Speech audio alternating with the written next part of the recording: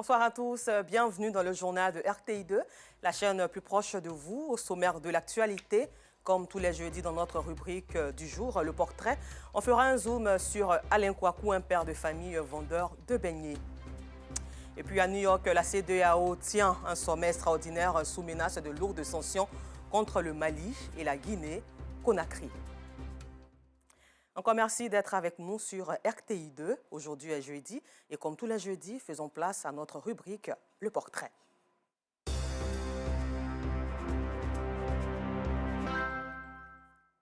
Si vous habitez la commune de Yopougon, faites un tour au marché de Jesco. Là-bas, vous y trouverez un vendeur de beignets, pas comme les autres. Alain Kouakou, un père de famille âgé de 36 ans, n'éprouve aucun complexe à exercer cette activité généralement dominée par la gente féminine. Notre reporter Georgette Ido Fofana est allée à sa rencontre. Alain Kouakou est vendeur de beignets à Jesco dans la commune de Yopougon. Marié et père de 2 enfants, c'est ici qu'il vit avec sa famille.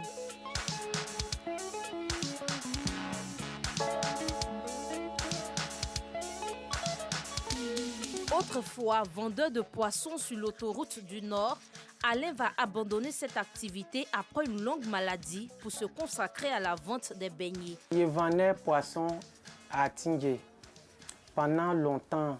Ça fait un bon moment que je vends là-bas et mes activités marchaient bien. C'est ce que je prenais pour nourrir ma famille et je suis tombé malade. Dans la maladie là, je ne vendais plus, je ne sais pas ce qui m'arrivait au juice. Et je me suis soigné. Quand après, j'ai vu que c'est un sort, ils m'ont lancé. J'ai été opéré, tout ça là. Originaire de Kwasi-Kwasi-Kro dans le département de Bokanda, dans le centre du pays, le jeune homme ne baisse pas les bras. Il allie force, courage et détermination pour faire face à cette nouvelle vie, la vente des beignets. Je ne peux pas rester dans la faim avec mes enfants, donc j'ai commencé à faire des galettes avec des gâteaux, des croquettes. Alain propose aussi des croquettes à ses clients. Il est aidé dans ses tâches par sa compagne. À côté des galettes, je fais ça là aussi. C'est un gâteau sucré, gâteau au lait. Bien que ce métier lui permette de subvenir aux besoins de sa famille, Alain est aussi confronté à des difficultés financières. Avec la rentrée des classes, il est difficile pour lui de scolariser ses enfants. Quand je vends, souvent, je gagne un peu pour nourrir les enfants. Comme le pays est devenu cher maintenant, l'huile est devenue chère, on ne peut rien payer sur le marché. Farine aussi est augmentée, on ne peut rien payer. C'est ça qui nous fatigue. Donc j'espère que quand je vais vendre, en cette semaine-là, s'il y a eu un peu, je vais aller inscrire mes enfants, sinon c'est pas facile. Je ne suis pas partie à l'école aujourd'hui parce que mon papa n'a pas payé ma robe, il ne m'a pas encore inscrit, il n'a pas encore payé mes fournitures. Malgré tout, Alain reste un bon père de famille selon sa femme qui avait perdu espoir. Un matin comme ça, il s'est réveillé, il dit aujourd'hui on va griller. En tout cas, il y avait honte, je me cachais dans la maison. Après, maintenant, je suis sortie. Il a commencé à griller, on a commencé à faire à 2.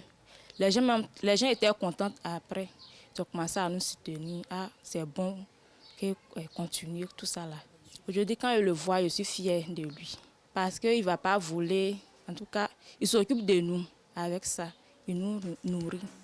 Après le malaxage de la farine, Alain se prépare pour la commercialisation de ses beignets.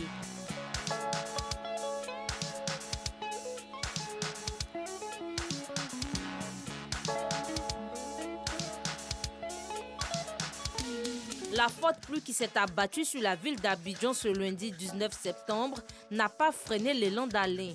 Il faut obligatoirement vendre pour avoir de quoi à manger. Quand on finit de taper la farine, on sort. Je suis avec madame. Elle grille gâteau. Au lait, là, moi aussi, je grille galette. La trentaine révolue, Alain n'a jamais fait les bons. Il est souvent victime de préjugés. Des préjugés liés à son activité, généralement dominée par la gente féminine. D'autres m'insultent, d'autres me parlent mal, mais ce n'est pas mon problème. C'est Dieu qui regarde. Je fais ça pour nourrir ma famille et mes enfants. Et donc, je n'ai pas honte. Quand je grille même là, ceux qui passent à me voir, mais moi-même, je ne les vois pas. Parce que je suis, et ça, c'est ce que je suis en train de chercher. Et pourtant, certains clients ne tarissent pas des loges à son endroit. Moi, il n'y a pas de problème à ce qu'un homme vende des beignets. Il n'y a pas de sous-métier, il n'y a pas aussi de honte à vendre des beignets. Il faut beaucoup l'encourager puisque généralement on prend comme un métier de femme et lui étant un homme, il se met dedans. Et en tout cas, il faut l'encourager. Ce n'est pas tous les hommes qui peuvent accepter ce genre de travail. Mais quand je passe chaque jour par là à l'école, je le vois, ça me plaît. Il faut l'encourager. Lucette est sa voisine. Elle lui prête main forte par moment. Un modèle qui mérite d'être accompagné et encouragé selon elle. Je l'aide, je l'encourage. Même il y a des gens qui disent que c'est un homme, il grille. Il dit oui, il faut faire. Parce qu'il n'y a pas de sous-métier. C'est ce qu'il fait pour nourrir sa famille. Le souhait d'Alain, avoir un grand magasin de bazar en vue d'améliorer ses conditions de vie. Ce que je faisais avant, là, je ne peux plus faire. Tous ceux qui peuvent m'aider n'ont qu'à m'aider parce que j'ai besoin de magasins pour pouvoir faire mes activités, pour pouvoir prendre soin de mes enfants, prendre soin de ma femme aussi. En plus des beignets, Alain est un excellent cuisinier. Il est souvent sollicité pour ses services lors d'événements. Comme le dit l'adage, il n'y a pas de saut métier. Alain l'a bien compris. Il entend travailler 2 fois plus pour enfin voir se réaliser son rêve. Au chapitre éducation, créé depuis 1913, le groupe scolaire Jean de la Fosse dans la commune d'Adjamé, quartier 220 logements, qui a vu passer plusieurs hautes personnalités du pays, connaît de réels problèmes de canalisation. Une souffrance pour les apprenants et enseignants. Sa direction générale plaide pour une nette amélioration. Ted Zouzou, Clément Boko. Abidjan s'est réveillé le lundi 19 septembre dernier, une semaine après la rentrée scolaire, les pieds dans l'eau.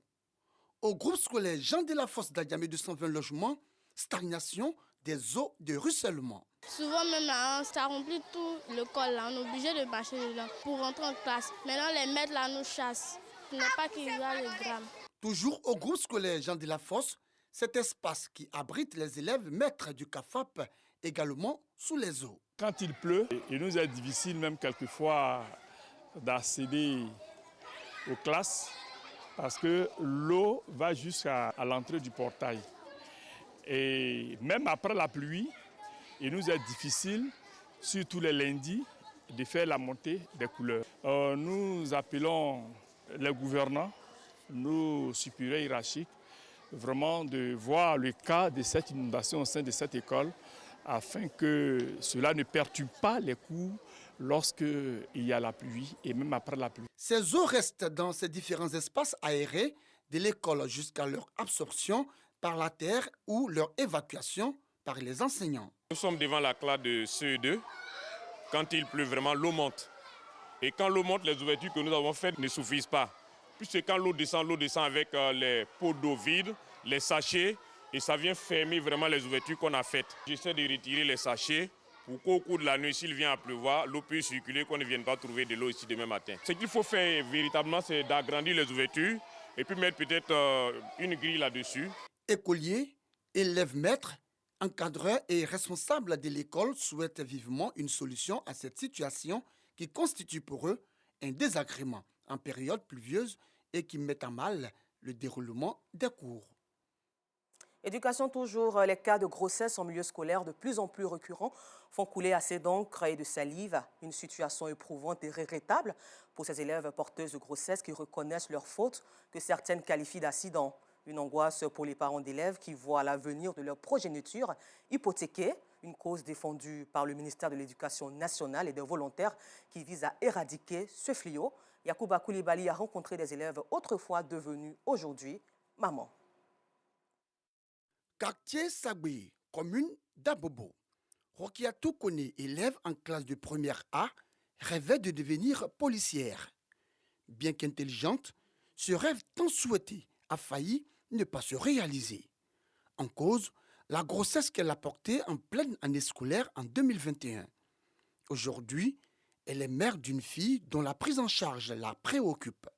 Ses parents, mécontents mais compréhensibles, décide de lui accorder une dernière chance. Elle a donc repris le chemin de l'école. Rokiatou mesure à présent la responsabilité qui est la leur. Je ne savais pas qu'elle était enceinte. Il est parti faire mon inscription en seconde. Maintenant, il a appris qu'elle est enceinte là. Je ne voulais pas aller à l'école. Donc, maman m'a dit qu'elle devait partir à l'école. J'ai fait mon inscription hier, puis elle est partie à l'école. Lundi, il m'a habillé pour partir à l'école.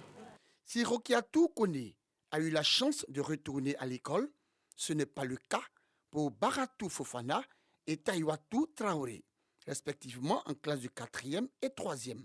Pour elle, l'espoir d'embrasser les carrières de médecin et de douanière est devenu une illusion. Cette année, je ne suis pas partie à l'école parce que j'ai eu un enfant. Donc, je suis restée à la maison. Je me débrouille un peu avec ma grande soeur. Moi, je souhaite encore d'aller à l'école. Mon papa, lui, il a causé avec lui. Il a passé les examens en candidat libre. Mais il a refusé. Donc, ce sont mes grands frères que j'ai appelés. Ah, il n'aura donné l'âge, j'ai passé les examens en candidat libre. Maintenant, mon grand frère m'a dit d'aller pour un renseignement. Et puis, je vais l'appeler pour lui dire ce qu'ils vont dire. Lui va voir s'il peut m'aider. Une situation difficile à gérer pour les parents. Les femmes se battent pour mettre les enfants à l'école. La majorité aujourd'hui où nous sommes. Nos enfants ne récompensent à rien. Ils sont arrivés au milieu de l'école, nous avons une grossesse. Vraiment, je ne sais pas comment il faut m'expliquer, ça fait mal. Cette conseil que peut donner aux enfants, ils n'ont qu'à suivre les études. Garçon ne finit jamais. Nati Lova, aujourd'hui promotrice des zéro grossesse en milieu scolaire, a vu son rêve voler en éclats à cause d'une grossesse qu'elle a portée pendant qu'elle était élève. Consciente d'être responsable de cette erreur de sa vie, elle regrette et lutte désormais pour la cause des filles victimes d'harcèlement sexuel en milieu scolaire. Objectif recherché, zéro grossesse en milieu scolaire. Pourtant, j'avais un rêve d'être magistrate. Je regrette amèrement parce que j'aurais pu continuer mes études et être une personnalité de ce pays parce que j'étais très intelligente à l'école. L'initiative de Nati, saluée par le ministère de l'Éducation nationale. En fin du mois d'août dernier, le ministère de l'Éducation nationale a indiqué au cours d'une conférence de presse à Abidjan 4000 cas de grossesse enregistrés chaque année au niveau national. Selon ces statistiques rendues publiques, le constat, une baisse de 20% de grossesse scolaire en 2022 par rapport au taux de 2021. Dans le secteur du transport, c'est devenu une habitude à Abidjan. L'association de la monnaie des passagers des minicars, communément appelée Gbaka, une manière de faire qui met mal à l'aise les passagers. Ted Zouzou a fait le constat dans les différentes gares d'Abidjan. Véhicules, commerçants et piétons se côtoient sur cette voie des 220 logements d'Adjamé, surnommés Liberté, du fait de la présence en ces lieux de l'ex-cinéma Liberté. Ici, peu importe le temps, les minicars, appelés communément Gbaka, à Abidjan, déversent leurs passagers. Les convoyeurs, autrement appelés apprentis Gbaka, d'un calme olympien par moment, sont encerclés de passagers.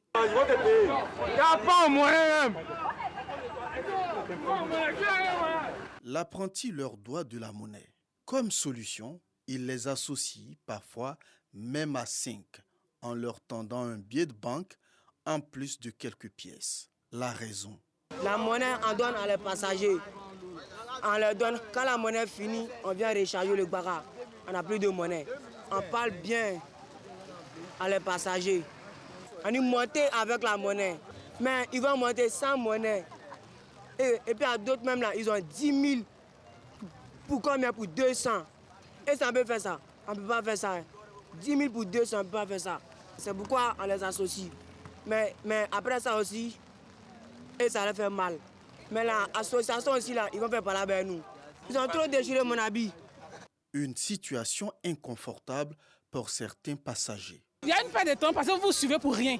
Vous ne vous connaissez pas, on vous associe, donc vous êtes obligé de vous suivre seulement. C'est une situation gênante. Donc c'est comme ça, je laisse ma monnaie puis je m'en vais. Parce que je ne peux pas suivre quelqu'un à cause de 200. Que ça change.